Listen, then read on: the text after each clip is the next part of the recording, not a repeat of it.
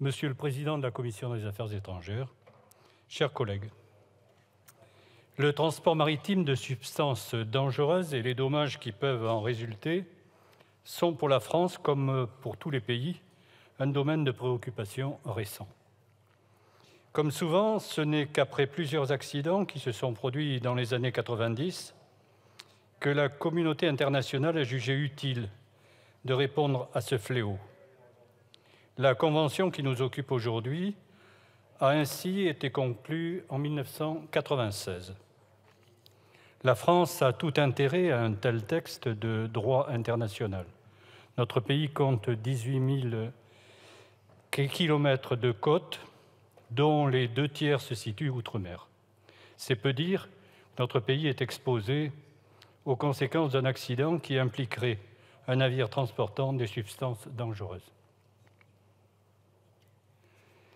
Nous ne parlons pas là d'un risque fictif ou invraisemblable. Souvenons-nous du naufrage du l'Evolution en 2000 et consécutivement du déversement dans la Manche de 6 000 tonnes de produits chimiques. La pollution par les hydrocarbures n'est pas le seul danger qui menace nos côtes françaises. Pour répondre à ce défi, la Convention de 1996 va dans le sens de la justice. Dans le sens de la justice, puisqu'elle vise à garantir l'indemnisation des victimes en cas de naufrage. Dans le sens de la justice aussi, parce que le régime d'indemnisation qu'elle prévoit est assuré par les acteurs économiques. Pour autant, la Convention de 1996 a 3 grandes limites qui justifient une certaine frustration. D'abord, elle ne s'intéresse qu'à la réparation et non à la prévention. La prévention devrait être le premier sujet, alors que le transport maritime de substances nocives, gaz naturel liquéfié ou autres, ne cesse de croître. Il faut le dire, jamais une indemnisation ne compensera les effets d'une catastrophe environnementale. Deuxième limite, la responsabilisation des acteurs du secteur semble finalement assez limitée. Les sommes prévues, même si elles sont évolutives, paraissent faibles au regard des risques dont nous parlons. On peut imaginer les pressions qui ont été exercées par les lobbies.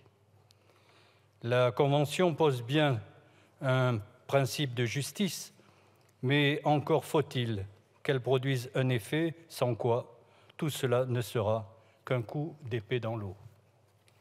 Dernier gros défaut, le texte de 1996 n'est jamais entré en vigueur. Tel quel, il est trop complexe à mettre en œuvre.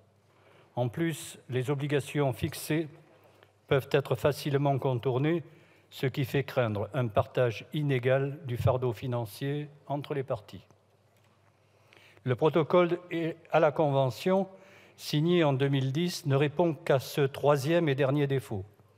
Son seul intérêt, c'est bien de lever les obstacles à l'entrée en vigueur de la Convention de 1996. Pour cela, il simplifie les stipulations de la Convention et durcit les mesures à l'encontre des États qui, tout en étant signataires, ne jouent souvent pas le jeu. Pour l'instant, le bilan du protocole de 2010 est mitigé. 13 ans après son adoption, seuls 6 États, 6, l'ont ratifié. Or, son entrée en vigueur est conditionnée à la ratification de 12 États. Évidemment, ni la Chine, ni les États-Unis ne figurent parmi les États les plus concernés, qui sont des États les plus concernés, n'ont ratifié ce protocole. Au sein même de l'Union européenne, nous sommes peu nombreux à l'avoir fait ou à l'envisager dans un proche avenir. En termes de surface maritime couverte, nous nous trouvons donc bien loin du compte. Ainsi, après la ratification, il reviendra au gouvernement et à notre diplomatie de prendre leur bâton de pèlerin pour convaincre d'autres pays de prendre leur part de responsabilité dans la réponse aux périls qui menacent nos océans. Consciente des limites de ce texte, la Commission des Affaires étrangères, suivant en cela la recommandation de son rapporteur, a adopté ce projet de loi. Elle l'a fait en responsabilité, afin que notre pays donne un signal positif en faveur de l'entrée en vigueur de ce protocole, mais je vous assure, sans véritable enthousiasme. Je vous en remercie. Je vous remercie.